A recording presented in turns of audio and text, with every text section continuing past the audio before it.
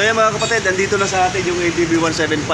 O ayan, pwede nyo nang dalawin dito.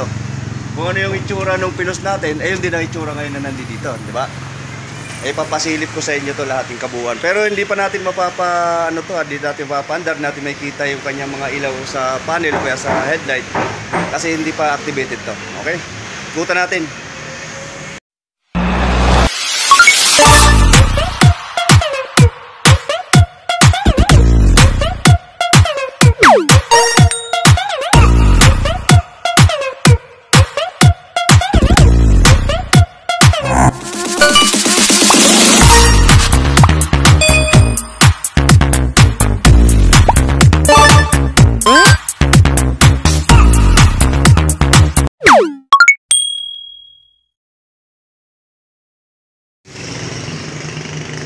Ayun, ito na mga kapatid.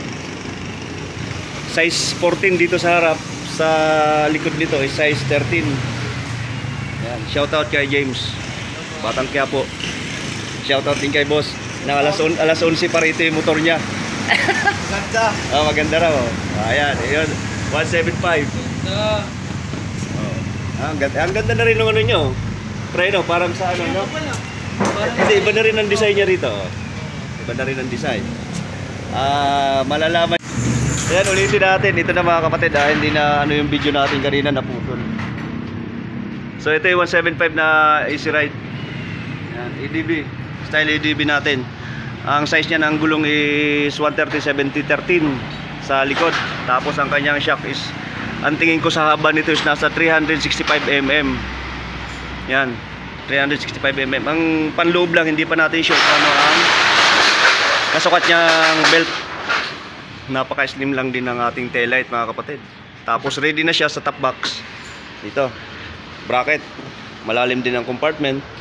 Maganda. At syempre ang kanyang kapakan. Pero hindi lang ako komportable. Parang magalaw. Parang ano lang siya, oh. Hindi ano, pero goods na rin naman. Tapos dito sa kanyang panel board is parang tablet.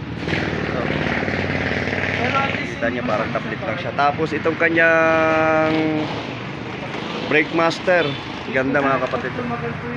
Maganda ang design. Kanyang handle is ganoon din, ganda rin. At mayroon din siya ang charging port dito. Doon pa rin sa atin. Tapos ang kanyang gas tank is nandito rin. Tingnan natin ang kanyang fuel. Ayun. So hindi pa rin natin sure kung anong capacity nito, ilang liters ang capacity niya, no? So titingnan pa natin 'yung sa specs niya doon sa kanyang manual. Okay, wala pang visor nito, hindi pa rin nakakabit ang mga visor. Halos lahat ng mga na deliver ngayon mga kapatid is walang visor pa dumating.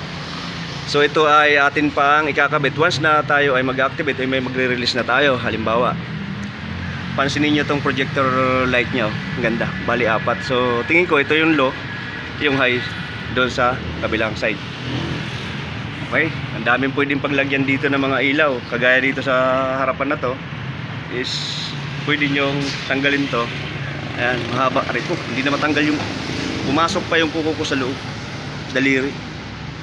Ayan, dito naman sa harap mga kapatid, ang size ng kanyang gulong, ayun, 110 80/14. So style ADB talaga siya ang size. Kasi 14 dito is 13 doon sa likod. Ang haba rin ng kanyang shock is kaparehas ng design niya ng 150p. So parang parehas ang design, no? Tama, parang parehas nga. Ayun ang 150p. So same, parang same lang. Pero mas mahaba. Tapos slim din ang kanyang signal light. Ganda ng kanyang signal light. Hindi lang natin mapapailaw nga ito mga kapatid. Sabi ko nga sa inyo is sa ngayon kasi wala pa tayong activated nito. At yung kanyang park light dito. Yan. Abang-abang kayo mga kapatid, maglalabas pa rin tayo nito ng update natin sa kanyang fuel tank capacity.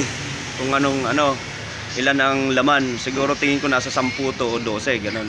Parang yung sa FI. Kasi medyo malaki ang tangke niya, nandoon sa loob eh. Pero malalaman pa nga natin yan sa susunod natin vlog. Pati yung mga specs dito, papaliwanag natin. At dito sa kanyang brake pad sa harap is halos parang ano lang to, pang Honda Wave, double piston. Yan, double piston. Tapos ang kanyang speed meter ay nandito sa harap na, sa kanan. So hindi natin sure kung magiging maganda na rin to, no? Pero sana goods na siya. Kasi nakatago na rin, nandito na oh, sa ilalim. Bali nandito na siya. So hindi na siya ano sa prone sa basa. Kasi nakatago na sa loob. Ganda rin ang design ng kanyang rotor disc. Pati ang mags, siyempre yung design. Ha? Ito. Pakita natin sa inyo ang iba't ibang kulay. Shoutout dito sa Bigutan Brands. Ayan ang kulay white. Ito yung gray. Siyempre yung black. Ayan, tatlong kulay lang ito mga kapatid yung lumabas. So pagpipilian nyo na lang. Mas maganda to, no? Yung gray talaga. So sa akin, sa tatlong kulay is dito ako sa gray. Ewan ko lang sa inyo kung ano. Pero maganda rin ang puti. Maganda rin naman ang puti eh. Wala naman siyang kickstart. Ha? Wala nang kickstart. Oh, wala na. Kaya kailangan ang battery mo is talagang maganda. Wala nang padyaka dyan mga kapatid. So make sure na lagi maganda ang battery natin. Hindi pa natin alam kung ano yan. Unti-untiin natin yan alamin kung anong ano nito, kung gaano kahaba yung belt, kung ano ba yung mga panggilid niya. Para sa susunod nating vlog is mas marami tayong maikikwento, mai-share sa inyo. Yan. Top box bracket ready na rin siya. Ito ang kanyang likod. At ang kanyang caliper sa likod. Parang ano to eh, pare, parang may ganito ako nakikita, parang Honda PCX na yung design ng ganito. Honda PCX. No? Yung preno niya na nandiyan dyan. Maganda na yung preno nito. Nasa likod na rin. Parang PCX talaga siya. Yan. Alamin pa natin dito mga kapatid kung nasa banda yung battery. Hanapin natin pati ang kanyang ECU. So yung spark plug, nandoon lang naman, madali na yan. So pag hindi pa natin sure kung gaano ba talaga ka ano ang ano natin ito sa mga panel, kung mga signal light. Ito ang kanyang apakan. Sulit ang apakan. Ano na rin sa komportable na rin sa mga back ride natin. Siyempre may susi pa to. Hindi po tayo kiles. Napakaganda ng kanyang handlebar. Parang tuwid lang siyang kung titingnan natin.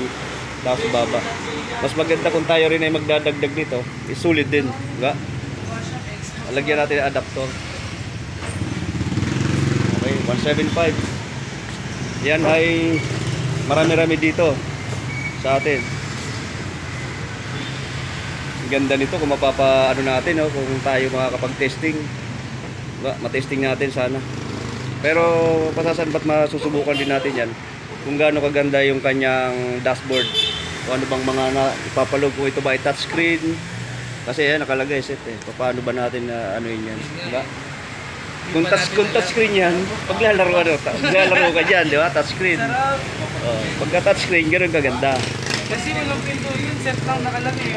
Shoutout kay James 7, yan. Ang handling niya, ito may ano pa, palikpik. May design dito ng palikpik. Para saan kaya ito? Nilagyan ng carbon lodi. Yan, carbon lodi. Ayan si Ride 175. So ito po ay kakaiba doon sa mga lumalabas sa vlog, lumalabas doon sa mga post na sa YouTube o sa Facebook.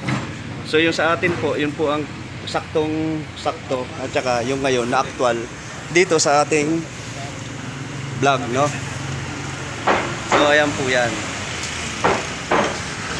Ang presyo nito mga kapatid na i-vlog ko na rin naman, nasa YouTube channel ko na rin at nasa page ko na rin po yun. So yun mga kapatid, update ko po kayo ulit para sa spec nya at para sa iba pa nating mga gustong malaman dito sa motor na to. Okay? Maraming salamat mga kapatid. Thank you.